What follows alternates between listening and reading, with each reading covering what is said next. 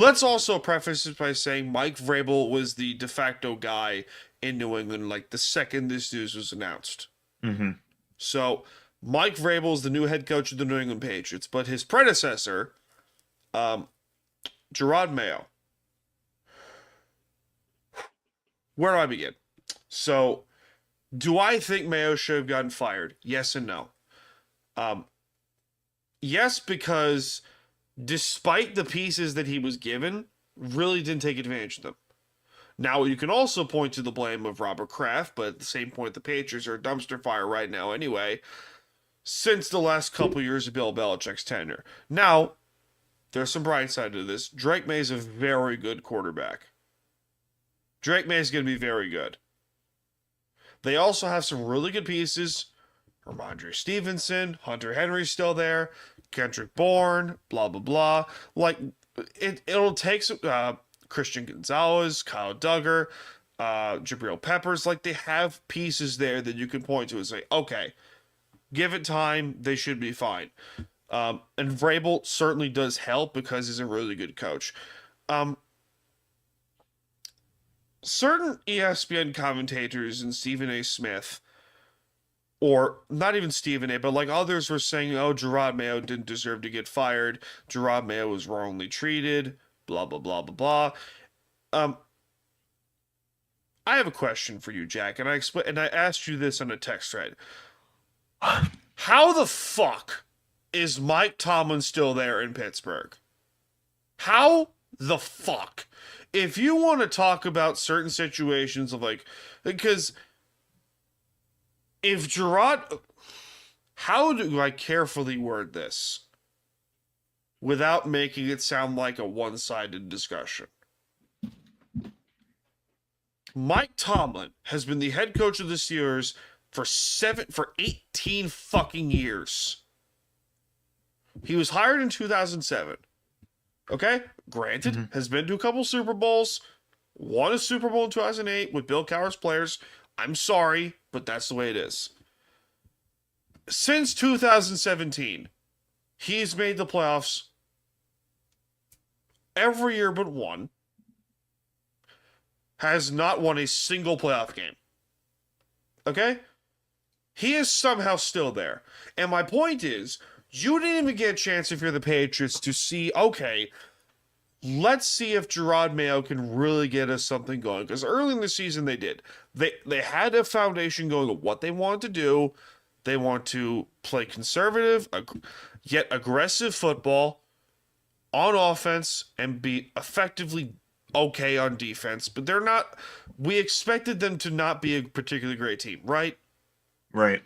We expected this. I said 8-9 or 9-8, and they were damn close. They were 10-7. They started like 10-1, I think, or something like that, and then they just fell off a cliff. The Steelers? I don't know if it was 10-1, but the Steelers, right? Yeah. Are we talking the same thing? The Patriots? Oh, you're talking about the Patriots, okay? Yeah, we're talking about the Patriots. I was lost for a second. Sorry. You're good. You're good. But my point is, you couldn't even get a chance to get Jerod Mayo time as a rookie head coach to see what the fuck you have, and the Rooney Rule can go fuck itself. I'm sorry, but you want to give an example of like, oh, we're hiring this guy because, you know, diversity or the fact of satisfy the Rooney Rule. Fuck the Rooney Rule. How come Mike Tomlin is still there in Pittsburgh then? How come that's the case? Because Mike Tomlin, under normal circumstances, I texted you, I'm going to ask you this question again. If Sean McVay were to have 8 consecutive seasons of playoffs, but at the same point you had average at best football and didn't win a single playoff game during that entire time, would you or would you not have his head on a pike? I don't remember you asking me that question, but yeah, if that was how Sean McVay operated, which is not, thank God, but if that was, thank God for that. Yeah.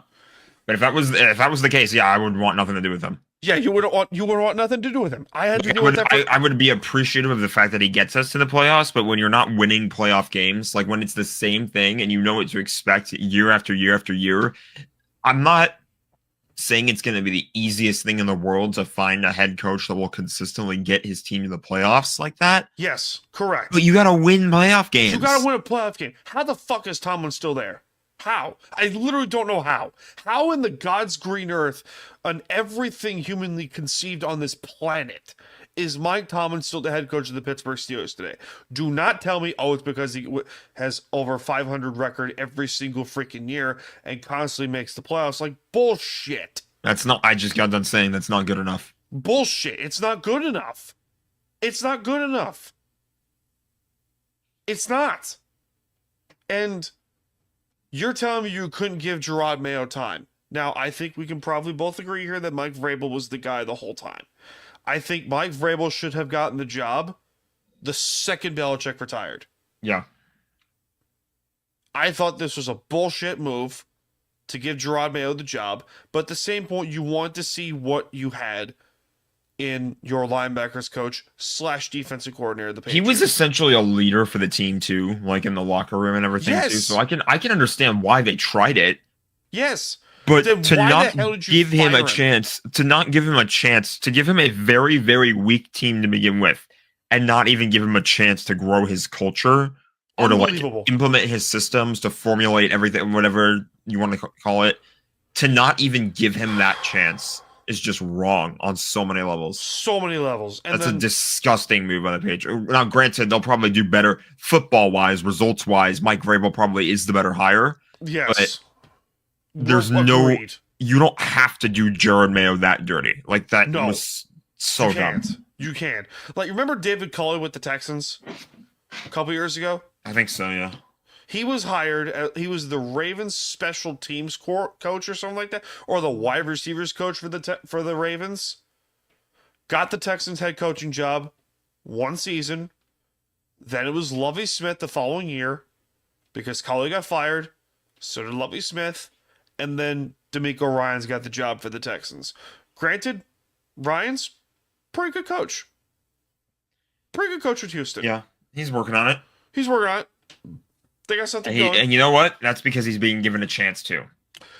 And they are they're now one of the final 8 teams standing, whether you like it or not, whether you think they deserve it or not.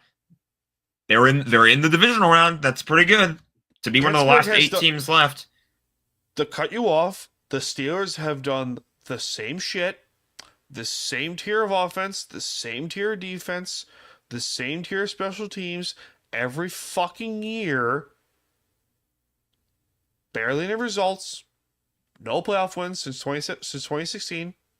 And Mike Tomlin is still there. I don't know how. Yeah, I literally don't know how. What I meant into, like, when you compare it to a situation like the Texans, is like in the Texans case, they weren't a playoff team before the year. Like, I think I forget where they finished last year, but last year they showed some really good potential, and then this year they load up.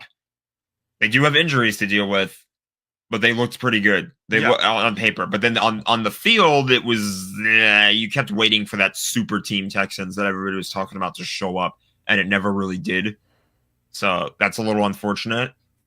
But at the same point, everything takes time. Everything takes time. Yep. Like, coordinators, I get it, especially like over here in Seattle where Ryan Grubb got fired after one season due to philosophical differences. I get that's the head coach's call. But to fire the head coach after one season where you weren't even given a chance to really show what you can do is fucking unbelievable. Mm-hmm. Unbelievable. It's disrespectful. It is downright disgusting. And we wish him nothing but the best, obviously, because he seems like a really good dude, Jerod Mayo. But come on. How the fuck did this guy get fired after one season, but Mike Tomlin's still there in Pittsburgh? I do not get it. I don't fucking get it. I don't get it. I don't get it. But oh, the Steelers don't fire coaches. No, they don't fire their fucking coaches. Okay, fine. Give me that excuse all you want. Oh, the Steelers have had 3 coaches since the 60s. Okay. But at the same point, Bill Cowher won a lot of games during the time. He won 1 Super Bowl, but he won a lot of fucking games in damn near 30 years. Chuck Noll won 4 Super Bowls in 20-something years as this year's head coach. 4. Okay? Mm-hmm. Mike Tomlin hasn't won a playoff game in 8 years. How? How is he still there? Don't know. It's... Oh my god, it's fucking infuriating.